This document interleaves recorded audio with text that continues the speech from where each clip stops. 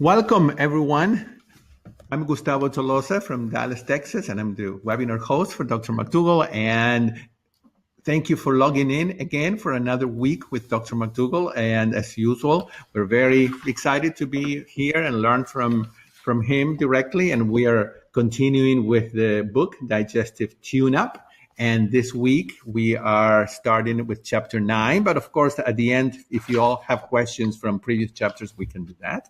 And again, thank you for being here. And mostly, thank you to Dr. McDougall. And we're very excited to see you again this week. Welcome. Right. Okay, there you go. Well, thank you very much. It's good to be back with you. Very good. Yes. Anyway, we solved, I think, all of our technical problems from last week. Yes. Oh, the internet. What a world, isn't it? The internet world is wonderful, and then it can be very stressful at the same time. But We're back. Well, let's see if we can get through a good half hour, 45 minutes, and talk to people. So I hope you all had your one Easter egg for Easter. That's what people ask me sometimes, is they say, how about eggs? I mean, aren't eggs good for you because they offer lots of protein and so on? And my answer to people is, well, eggs are for Easter, and turkeys for Thanksgiving and hams for Christmas, and birthday cakes are for your birthday. And I'm just kind of joking, but I wanted to put it in perspective so people understand. The diet I teach is a starch-based diet with fruits and vegetables. If people could just have one egg on Easter or one piece of turkey on Thanksgiving, and then they said, okay, that's it. The rest of the time I'm going to eat potatoes and sweet potatoes and corn and, the kind of dishes that Mary and I put together for you, then you'd be fine. I mean, but the problem is, as I've said so many times, is it's a slippery slope.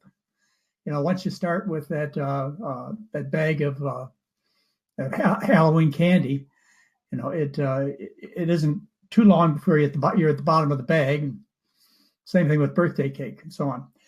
Anyway, last week I realize I'm repeating myself, but I don't know how much we got across last week because of the internet problems we had. But I had an epiphany a couple of weeks ago when I was sent a review of a book, not really a review, but some statements of a book. It's called An American Sickness: How Healthcare Became Big Business and How You Can Take It Back. And it's by Elizabeth Rosenthal. And the quote, I want to show you the picture so you can take a look at it. This is a picture of something called a polio ward. It's a ward where people live in iron lungs, and when I mentioned that even to my son, who's a board certified internist, he says, well, Dad, I really didn't know what iron lungs were, and I didn't know what polio wards were. But when I was a little kid, polio was something we all feared greatly. I remember I wasn't even allowed to play in the ditch out in front because that's how you got polio, was from the ditch water. Anyway, a devastating problem, and when people get it, their nerves get paralyzed. Of course, it's caused by the polio virus, and the nerves get paralyzed, and the diaphragm gets paralyzed, and they can't breathe, and so they have to spend the rest of their life in an iron lung, which you can imagine is just terrible. Well, fortunately, back when probably I was 8, 9, 10 years old, a guy named Salk, he discovered a vaccine for polio. Most of you realize that I recommend immunizations, vaccinations, except for the flu vaccine, which I find ineffective. So anyway, he discovered this, and we were given polio shots, and polio has virtually disappeared. And then a guy named Sabin came along with another live vaccine. And I hope I have the history correct enough to give you an idea what life used to be like. If you don't happen to be 70 years old or 80 years old, you don't have those kinds of memories of people suffering from polio and children being afraid of getting polio and their parents being afraid and so on. But the quote that comes from this, and it was just so life-changing for me to read it. The quote is, if we relied on the current medical market to deal with polio, we would never have a polio vaccine. Instead, we would have iron lungs in 7 colors with iPhone apps. You see, back then, people used to try and make inventions to make life better, to prevent illness. I mean, that was our whole orientation, our whole focus. I mean, that's the humane thing to do, the right thing to do. And so we had the polio vaccine that was developed. But if it was under today's medical market, as this quote says, they wouldn't be looking for a vaccination to prevent this terrible viral disease. They would just be trying to invent more desirable iron lungs, ones with extra special TV sets and maybe ones that could wheel you around and so on. Well, the analogy here is this, is we have diseases which we know the cause of and we can prevent, like atherosclerosis, which gives you heart attacks and strokes. But that's not where our medical marketing invention goes to get people to eat a healthy diet so they can keep their arteries clean.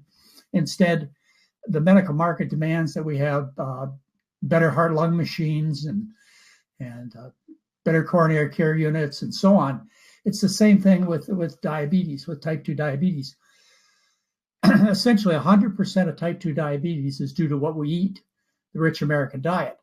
So what do? We invent all kinds of drugs to deal with the signs and symptoms, and we do nothing to emphasize to the public, through government teachings, through advertisements, through education in school, to teach people that this is an entirely preventable disease. Instead, what we do is we invent new drugs. And my January 2017 newsletter goes through a discussion of the new drugs that are out there. And kind of a sad state, isn't it? We spend $330 billion. No, that's not right. Yeah, $330 billion a year on treating diabetes in this country. And a completely preventable problem is the diabetes. Anyway, I wanted to introduce that to you. And it helped me understand why our orientation is the way it is. It's just money, it's just marketing, it's just business. Again, if we relied on the current medical market to deal with polio, we would never have a polio vaccine. Instead, we would have iron lungs in 7 colors with iPhone apps. It says it all, folks. And I just got the book, by the way. I haven't had a chance to read it. It's An American Sickness, How Healthcare Became Big Business and How You Can Take It Back. Those are really important words. Well, we've been talking about, by the way, I just got a email from a publisher from Czechoslovakia, and they're going to publish this book, The Digestive Tune-Up. Oh, good. It's published in Italian also, but I wrote it back in 2007, so that was 10 years ago. And as I've introduced to you before, Howard Bartner, my good friend, he's the one that did the artwork in this, which really tells the stories. It is so we're going to show you very, some of Howard's very artwork good. as we go along and discuss Right. the bowel problems. Let me introduce again. I may be repeating myself a little bit because it's been several weeks that we've been doing this. But I met Howard Bartner by email, just like many of you have written me by email and asked me for help with your problems. And I gave Howard some advice, and this was back in about the year 2000. He was in the hospital. He'd just had serious heart disease. And he was the head medical illustrator for the National Institutes of Health.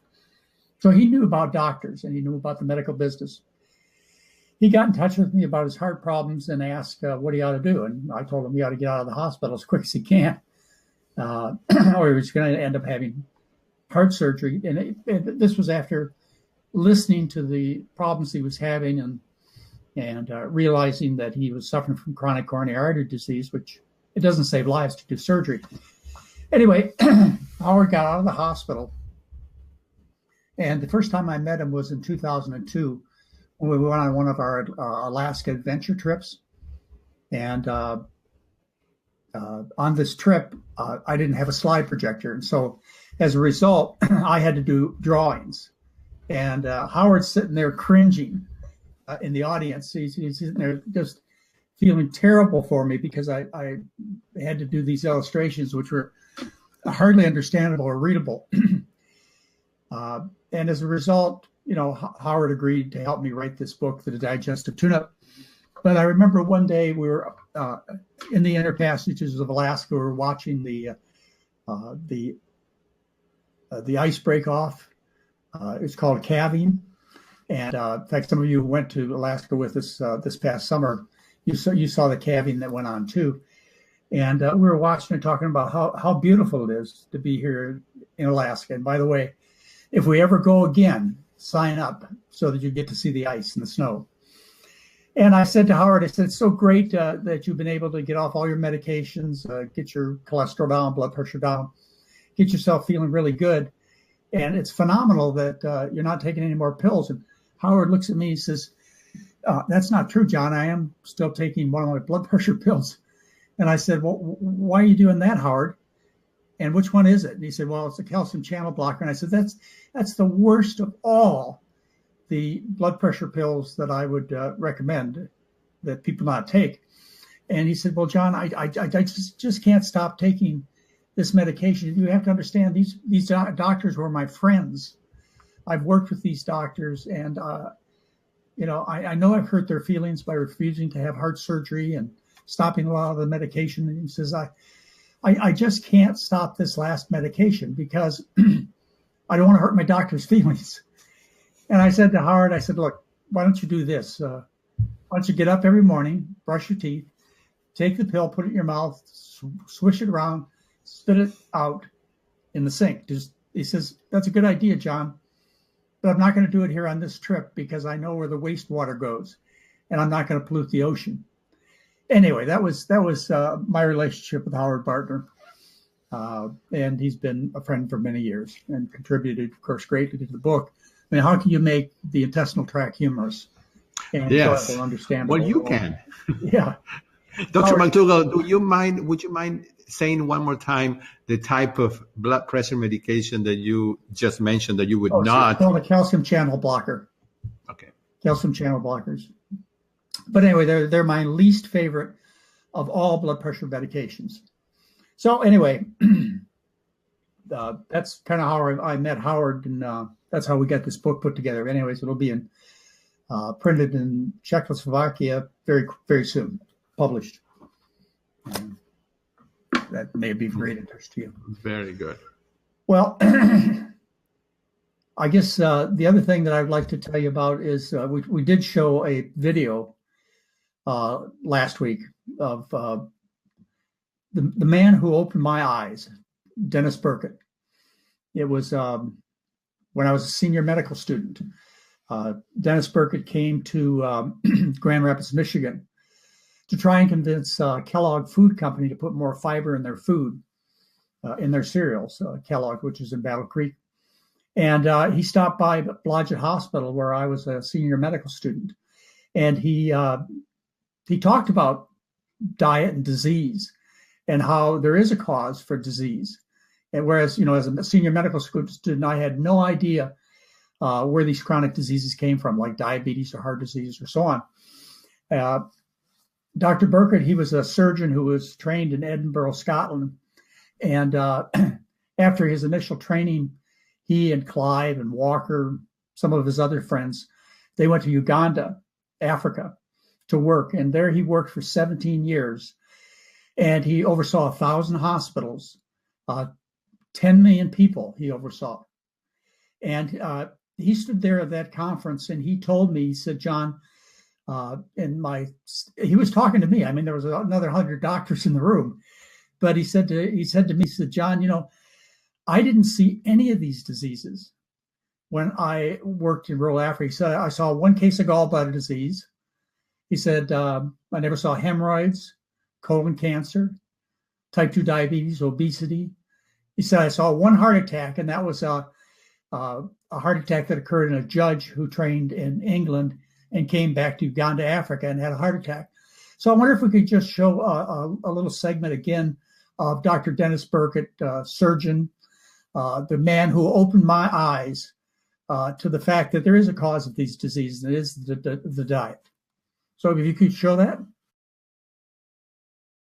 If you look at the diet of disease of the countries throughout the world who don't get the common diseases of Western culture, and when I say the common diseases, I mean diseases like atherosclerosis, diabetes, gallstones, bowel cancer, breast cancer, hemorrhoids, varicose veins, diverticular disease, huge pile of stuff.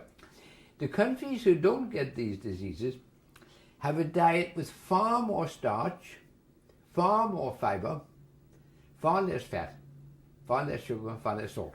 And the two major things we need is to eat more fiber and less fat. If you want to see an entire hour discussion of Dennis Burkett, you would go to my January 2013 newsletter, and there's a 1 hour video. That's just a little segment of Dr. Burkett. But there's a whole hour where he discusses the issues of diet and disease, and the fact that in Uganda, where they ate the McDougall diet, of course, he didn't see any of these diseases. So that doctor opened my eyes, like I hope I've done for many of you. He didn't see any appendicitis. Can we put up the slide on the appendix and see how that goes? All right, here we go. This is the slide. All right, there you go. You see there in the right abdomen, the right lower quadrant of the abdomen, where a guy named Larry is pointing his finger. That's where the appendix is, and it comes off of it's an appendage. It comes off of the large intestine, and it gets inflamed. Now, there you go. You see the slide right there. It gets inflamed. And people will tell you that the reason it gets inflamed is because the lumen, or the opening of the appendix, gets plugged up by eating seeds, things like that. But that's not true. What happens, the unhealthy bowel contents that are going through the intestinal tract, they cause that opening to get inflamed, and that's why it closes down, that opening. And then the appendix gets infected, gets inflamed and infected. In fact, the common treatment for appendicitis in Europe back even then, 40 years ago, was to give antibiotics. Now, these days, actually, doctors, after they do a CT scan of the abdomen, or in other means, they diagnose appendicitis, what they'll do is they'll give antibiotics. But when I was a kid, let's see, I lost my appendix when I was 7. I wasn't 7. I was 24. Lost my tonsils at 7. When I was 24, I lost my appendix because the way that it was always treated was to go in and do surgery, an appendectomy. But doctors these days are now using antibiotics to treat the appendicitis. But as I mentioned, and we can go on to the next slide if you'd like, Gustavo. As I mentioned, Dr. Dennis Burkett told me that he never saw a case of appendicitis in his 17 years overseeing 1,000 hospitals of 10 million people. He never saw a single case of appendicitis. So that was eye-opening, to say the least. Now, we can skip the next slide, which is the video we just showed you of Burkett. If you're going to watch this January 2013 entire video that I have of Dr. Burkett, he will talk to you about the issues of health and disease that he learned in Uganda. And one of the slides that he showed during his presentation, I'm trying to represent here for you. The slide that he showed, which I remember, this is not the exact slide, is that when you look at countries around the world, populations that have small bowel movements also have big hospitals. And populations with big bowel movements have small hospitals. And you get the point. The point is the diet. When you eat the Western diet, which is very low in fiber, there's no dietary fiber in any meat, dairy products, poultry, fish. And the few plant foods that we eat, like bread and rice, they've had a lot of the fiber removed in the process of refining the grains.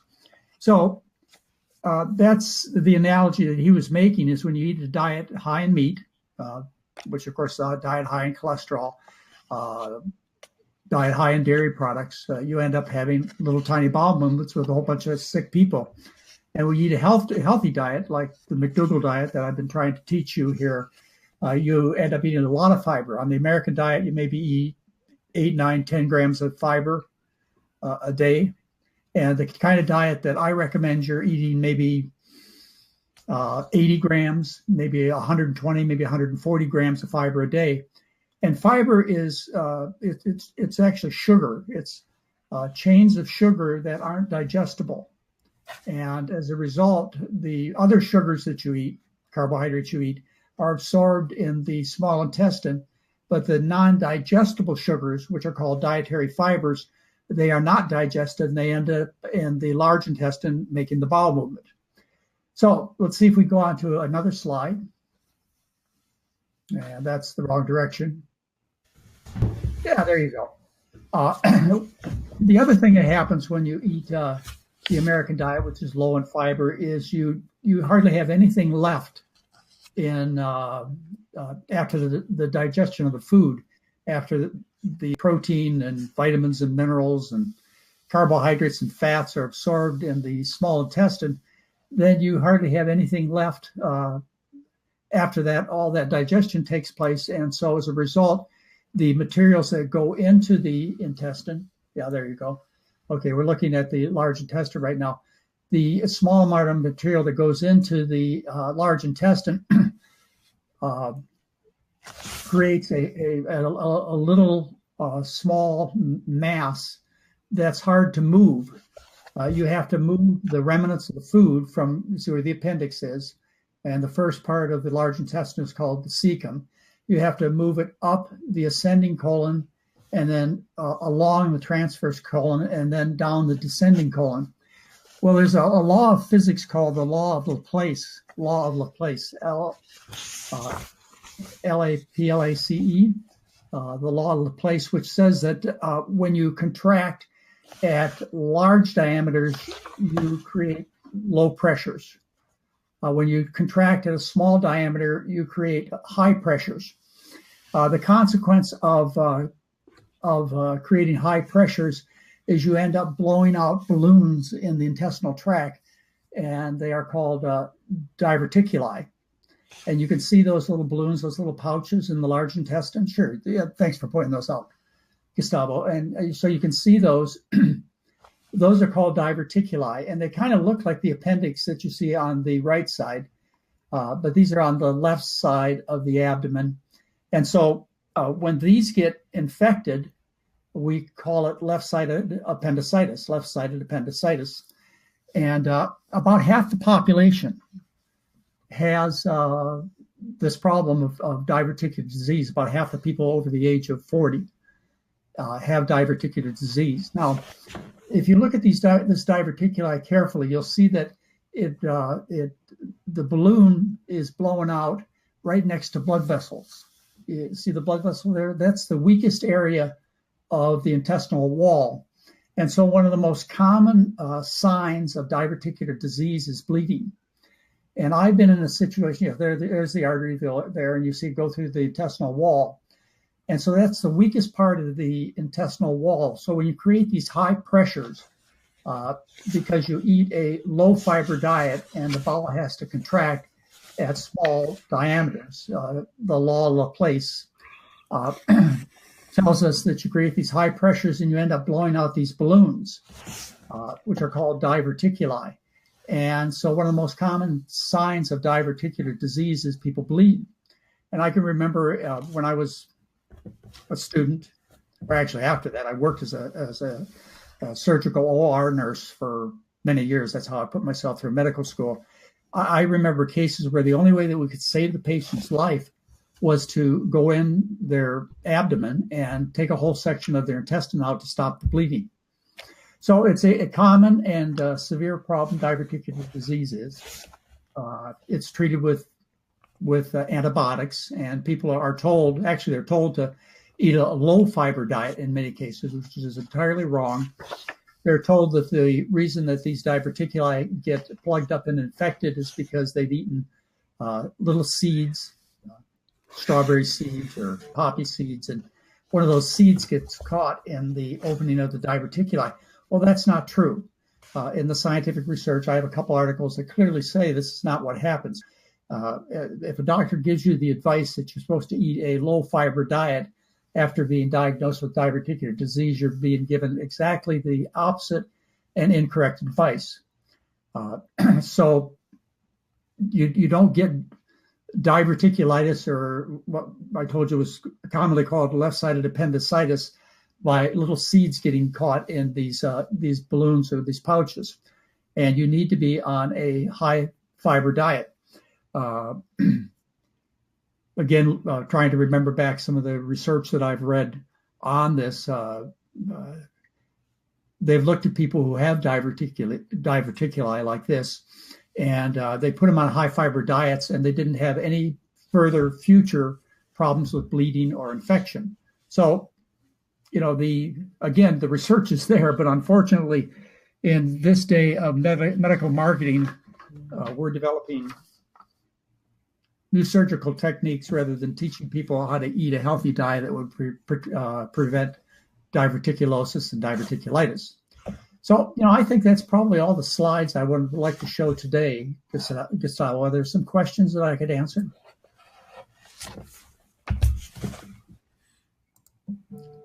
Gustavo? Hold on just a minute. Are you trying to get the slides fixed? Let me see if I can get my camera working here. Okay. Well, okay. There you go. Now you got me back. All right. All right. How are we looking okay? All right. So very good. I'm going to open the chat room so that people can type questions. I wanted to, let's see, there were a couple of questions from last week that I don't remember now if we addressed it or not, but let me go ahead and ask you this, Dr. McDougall. I would like to ask about treatment for Crohn's disease. Is Crohn's completely treatable with a starch-based diet? Are there any specific changes that need to be made? What do you think of fecal microbiota transplants? Okay. Well, that's a lot of questions. In one, yes. Let's see.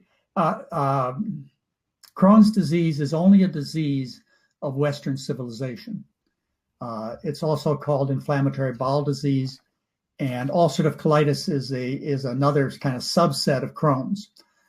If you go to my Star McDougallars on my website, there's a Star McDougallor, Sondra, Sondra Burke, and she tells about how she suffered. By the way, she is, I don't know if she talks about it in the video or not, but she was married actually to a gastroenterologist, and she suffered from Crohn's disease for many, many years. You can watch her story by going to the Star McDougallars. And she changed her diet, and her Crohn's disease went away. Not only is Crohn's disease and ulcerative colitis preventable by eating a healthy diet, it is also treatable. And I've seen many, many cases over the years of people with inflammatory bowel disease who have been completely cured of their inflammatory bowel disease. This is an autoimmune disease. This is where the body attacks itself. And in this case, the body attacks the bowel, and you get this terrible inflammation. And the way doctors treat it is they treat it with steroids and anti-cancer drugs like methotrexate, and what we call biologic agents, which are new, really powerful agents that suppress the inflammation. And again, and these drugs, by the way, are very expensive, like the iron lungs I was just telling you about. These drugs will cost $35,000 $65,000, $75,000 a year just for the medications.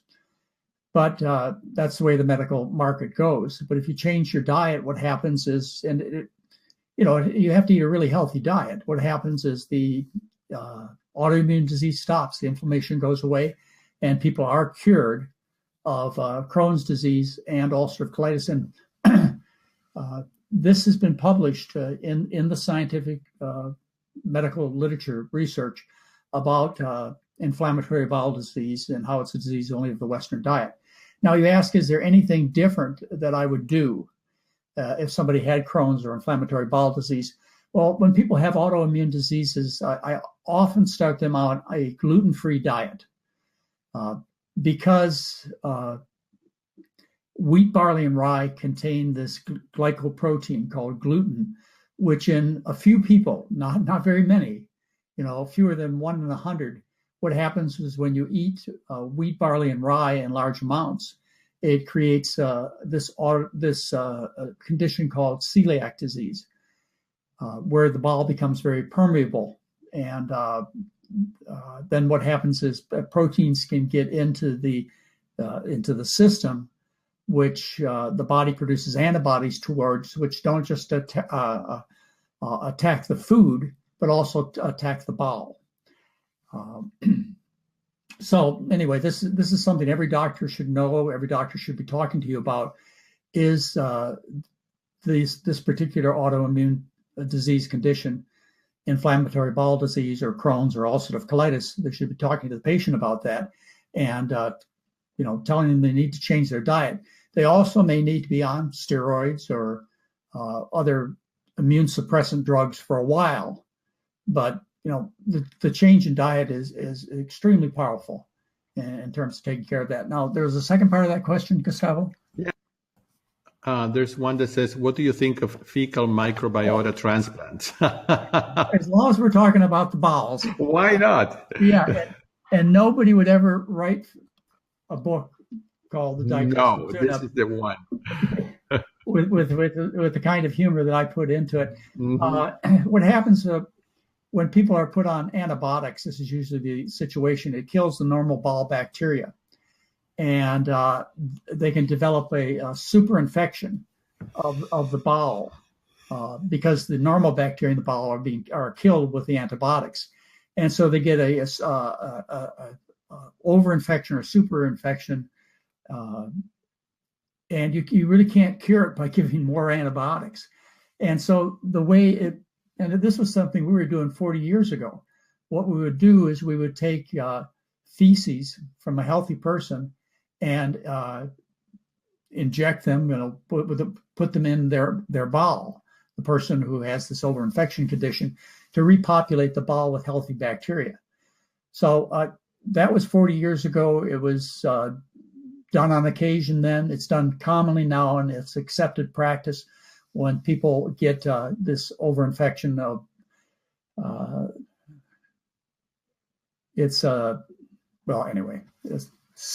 there's a certain bacteria that infects the bowel and causes these problems. But it is common then today. Yeah. So these implantations they're good medicine. Right. But again, getting back to the iron lung, how much does it cost to take an ounce of someone else's feces and to take and put them in the sick and dying patient's intestinal tract? So it took a long time to catch on, is what I'm trying to say. Right. It is common medical practice to do this. And, it's unfortunately one of the side effects of antibiotics, and that's one of the reasons you shouldn't indiscriminately use antibiotics to people, because you end up killing their normal bowel bacteria. And, the treatment is to put a healthy bowel bacteria back into the sick person's intestines. Right. Yeah, it's good treatment. Okay, absolutely. Great. Okay. So someone else is asking, do the diverticuli ever shrink? Oh, good question. No, the diverticuli, those pouches I showed you, those are permanent. They're permanent. Those are permanent balloons, permanent distensions. They never go away. And if you have, say, a colonoscopy, or we used to diagnose them with barium enemas, you would see all these little pouches in people's large intestine. Well, these are permanent ruptures in the bowel wall. They won't go away. The only way you can get rid of them is to go in, as I told you. This one man I remember was bleeding to death, and we had to go in and take that section of the bowel out. But by eating a healthy diet, you don't make these balloons go away. But what you do is you prevent them from bleeding, and you prevent them from getting infected by eating a high fiber diet. Remember, fiber is only present in plants. It's non-digestible carbohydrate that is only present in plant foods. There's no dietary fiber in eggs. We start talking about Easter eggs. There's no dietary fiber in milk or cheese or chicken. It's only present in plant foods. Only plants can make sugar, carbohydrate. Plants do it by taking carbon dioxide from the air, water through their roots, and with the energy of the sun through photosynthesis, they make glucose. And these glucoses are attached together in long chains, which we call dietary fiber or starch. How about that? You've probably heard of this book called The Starch Solution. Well, anyway, that's so if you're going to think about a high fiber diet, what you have to think about is you have to think about eating plants. Again, reaching back to the many memories that I've gotten over the last 50 years, especially the last 40, dealing with a good diet in terms of helping people. I can remember sitting in a conference room with a group of dietitians, and one of the dietitians telling me, no, that's not true. There's fiber in meat. And what she was talking about was kind of the grisly stuff. It's kind of the tendons that you see in meat. So that's fiber. That was dietary fiber. No, it's not. Don't confuse the stringy tendinous type of tissues that you used to see on your plate when you ate beef or I remember it as slabs of roast beef. That's not dietary fiber. Dietary fiber only comes from plants. It's long chains of sugar. And you need that fiber, that undigestible material, to make a large amount of bowel movement so that you have a full large intestine so that it contracts at large diameters, not at tiny diameters. Because when you contract at tiny diameters, you get these high pressures that cause diverticular disease. And you want to have that bowel, that large intestine, nice and full, so that it doesn't have to create these large pressures. Right. Okay. So that's the dietary fiber. Very good. Thank you. Dr. McDougall, there seems to be quite a few people that are saying that they eat a starch-based diet without salt, oil, or sugar like they do at True North, and much like, of course, you recommend. And they suffer from feeling bloated after they eat. What would you recommend that they could do to figure out? Well, the reason, of course, we use salt and sugar is we want the food to taste good. Right. And, most people have been eating a very high salt, high sugar diet. And so the diet that we serve is really quite low in both. For example, the sodium content of the diet that we serve at our clinic is about 1,000 milligrams, whereas the typical American diet could be 4,000, 5,000 milligrams of sodium.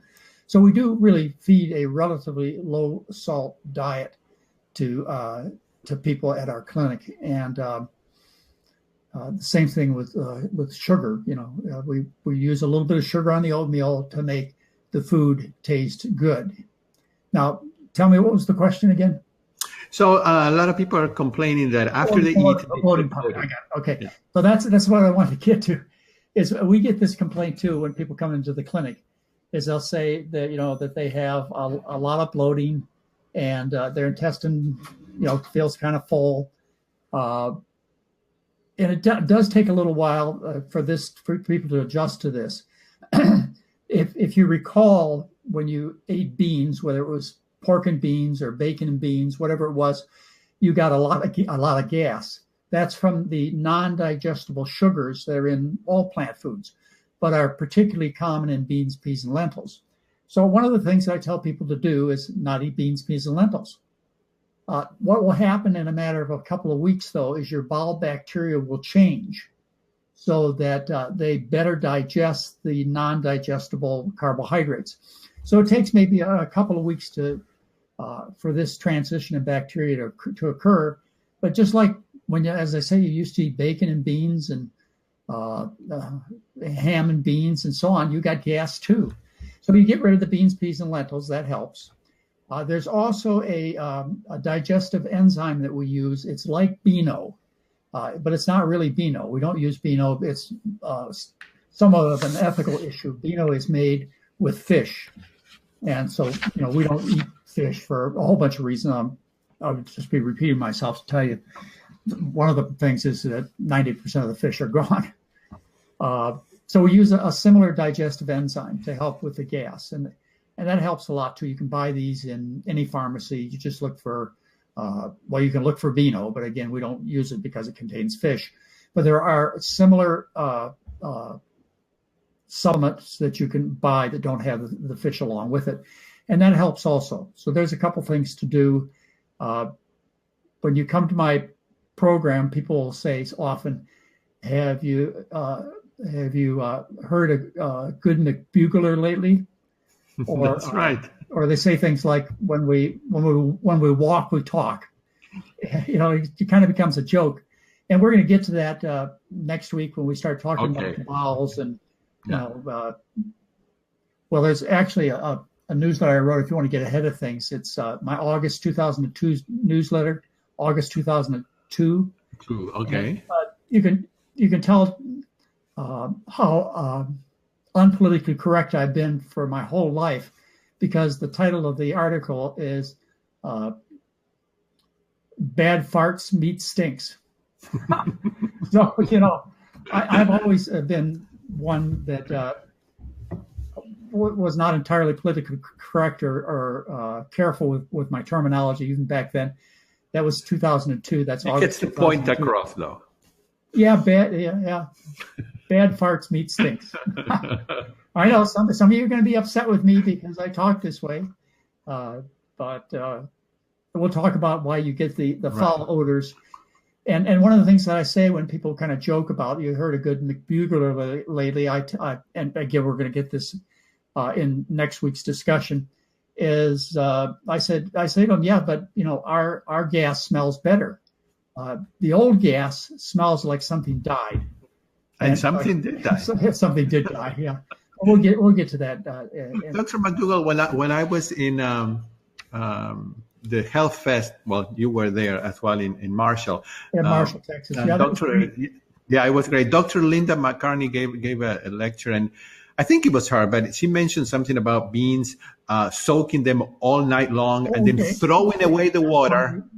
There are all kinds of folklore remedies about how to get rid of the gas when you use beans. I think that one works. is to soak them. What that does is it starts the breakdown of the carbohydrates when you have them soaking in water overnight. Right. The other thing you can do is you cook the beans very thoroughly. That's one way to do it. There were folklore remedies like you put some other vegetable in with the beans, that takes care of it, or you soak the beans, you throw off the bean water. It's only because by soaking, what you do is you start the breakdown process that would occur during cooking. If you eat less well-cooked beans, peas, and lentils, your legumes, then you're going to end up with more of this non-digestible carbohydrate that causes the gas. So thorough cooking is very important. I'll tell you the one guaranteed way to take care of the gas from beans, peas, and lentils. And that is what you do is you sprout them. And again, we're getting a whole lecture ahead. Right. But you sprout them, and in the sprouting process, what you'll do is you'll take the beans, peas, and lentils, you'll soak them for, say, 12 hours, and then put them on a paper cloth, and they'll start to sprout in this little it's not quite green yet, but a little white sprout comes out of it. And the sprouting process also takes away some of those non-digestible carbohydrates. So there are patients that we've taken care of over the years, a few of them who've said that they just won't eat beans, peas, and lentils unless they sprout them first to get rid of some of the non-digestible carbohydrates. Right. Okay, great. Oh, yeah, thanks for that question. It brought up something really important. I think that is a common effect that people have. And when I cook beans, I cook them for like 12 hours, and I never have problem. Someone is asking if I had any comments about why do children seem to get appendicitis more often now than adults, being that adults have had more years of the standard American diet than children. It doesn't make sense to this person. Well, as I mentioned, I was 24 when I had my appendix taken out. Why it occurs more commonly in kids than it does in adults, I don't know the answer to that. But that does seem to be the case, or at least It's been a long time since I've done general medicine, but adults do get appendicitis too. Okay. And we're going to talk in the lectures that come up about terrible constipation problems and how kids suffer terrible constipation. It's a sad thing that the diseases that happen to kids through the Western diet. Can you tell us of any foods in particular that can repopulate the bowel after antibiotics? Well, the bowel will be naturally repopulated. Okay. Because there are bacteria all over the place. Meaning, you're just touching the table in front of you. You probably touched, several million bacteria. So they will naturally repopulate, and the bacteria that grow, the ones that grow depend upon the food that you feed them. And to get the right bacteria to grow in your intestine, you want to feed them plant foods. If you feed animal foods, then unhealthy bacteria grow. You want coliforms to grow, which are the normal bacteria of the bowel. This is and again getting back to medical marketing. There are pills you can buy that are called probiotics, which contain bacteria that are often recommended after people take antibiotics and kill their bacteria. You're supposed to take probiotics, which are sold in pills. This has become a great, big, huge topic in the medical literature, and they're particularly focusing on the bacteria of people of different countries and with different diets, and relating, say, heart disease to the kind of bacteria that are growing in, like, for example, people eat the Western diet as opposed to the kind of bacteria that people would be eating or the kind of bacteria that would be found in the bowels of people that, say, live in Uganda, going back to Dennis Burkitt's experience.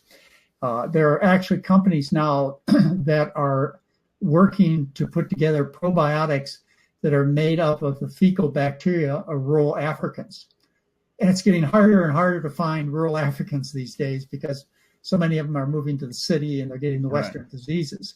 Right. But you may soon see a pill on the market, a probiotic pill advertised as the best bacteria found in Uganda, collected from 500 different people in rural Africa, and put together in this wonderful pill of fecal bacteria. Wow! But it is. I mean, it's going to be a product out here soon. Right. But the kind of bacteria that will grow in your intestine depend upon what you feed them. Right. Dr. McDougall, let's just take one more question and then we can finish. I think that'd be good. Yeah. There's someone that says, if you don't have celiac but have ulcerative colitis, is it still important to be gluten-free? Can you just have a sensitivity to gluten? No, it is not. Okay. All right. If you don't have celiac disease, if you don't have this rare condition, which is more common in people who eat the Western diet, so I think it does have something to do with the changes in health that have occurred eating the Western diet, then I see no reason to throw away perfectly good foods like wheat. Yeah. I mean, think about it. The breadbasket of the world, Iraq, Iran, Egypt. That was the breadbasket of the world. And what was their diet? It was primarily wheat and also barley. We've talked about how the gladiators were known as the barley men. No, it is wheat, barley, and rye have fueled civilizations for thousands of years. Have made people strong enough to go to battle as mighty warriors, and to compete as champion athletes. So no, if you don't have a condition of celiac disease, which occurs, as I say, less than 1 in 100 people, even though when you go to the market, you look at the packaged products, you'll find about 30-40% of the packaged products are sold to you with a big label that says gluten-free, as if that's what you need. And it isn't what you need. And people who think they have weight problems and other health problems who go on gluten-free diets, unless they have celiac disease, it's not going to make any difference. And they end up eating gluten-free cakes and gluten-free cookies, and they wonder why they stay fat and still stay sick and still have bowel problems and so on. Well, even though maybe 30-40% of people believe that they should be on a gluten-free diet, it's a dangerous distraction. To believe that. It's dangerous because for your own health, because you avoid perfectly healthy foods, wheat, barley, and rye, if you don't have this condition. And it's also dangerous for the planet because people are focusing their dietary change on avoiding wheat, barley, and rye, which are environmentally very friendly foods, and instead they're eating gluten-free chicken and fish. Remember, I said 90% of the fish are gone since I was a young boy back in the 1950s, and as a result, planet Earth is burning in hell, because of all the livestock production. It is the most environmentally destructive thing that's going on that we can change overnight, which is to stop eating the animals. Right. So, okay. You don't want to focus your attention on the wrong things, and gluten is not the problem for most people. But we'll talk about celiac disease. And also, Dr. McDougall, if you could talk maybe next week about, because some people are having questions about leaky gut and what causes it. Could maybe could you address go into that? And we can go. Okay. We'll go into that next week. We're going to talk a little bit about constipation next week. Remember, dietary fiber is only found in plants. And if you don't have dietary fiber, then you have little tiny rock hard fecal marbles or constipation. Right. And we're going to talk about that, and also the destruction that in the body that's caused by having chronic constipation. Okay. All right. And so people are reminding me to ask about the leaky gut and about IBS for next week, if you don't mind. We talk about irritable bowel syndrome, IBS. Yes. Okay, and very other good. Problems. We're also, I probably should mention, we're having an intensive weekend. Yes. This weekend, which is what, May? I think next weekend, I guess. Next weekend, yeah. May 3rd. I know. I wanted to be there so bad, and I cannot because of this work. Is the least expensive. I know, it's wonderful. Most personal experience you can have with us is to come to one of these intensive weekends. And there, Dr. Doug Lyle will be speaking. Jeff Novick will be there. I'll be speaking. Mary will be there, and we'll be talking to you about all the things about the McDougall program. We get a chance to talk to you personally. I will put a link on the video so the people. I will put a link later on when they get the website. So you just sign up. I'm sure we still have space. It's a great weekend. Okay. Oh, and I have to say one thing about this weekend, which is Sunday, April 30th. Chef AJ is doing a free cooking demo. We're she and I are gonna do a cooking demo where she's going to show how to make food for parties, and it's free, and people can register on her website, which is eatandprocess.com. It's gonna be great. And she's fun. She's funny. So it should be fun. She's amazing. Anyway, yeah, she is. Well, Dr. McDougall, thank you so much for today. Everything runs smoothly. Yeah, we did. We got through a whole presentation, didn't we? Yeah, the internet gods are in our favor. Okay, well, thank you, everyone, and we'll see you all next week. All right. Thank you very much, Gustavo. Okay, thank Good you. show. Bye-bye. Bye-bye.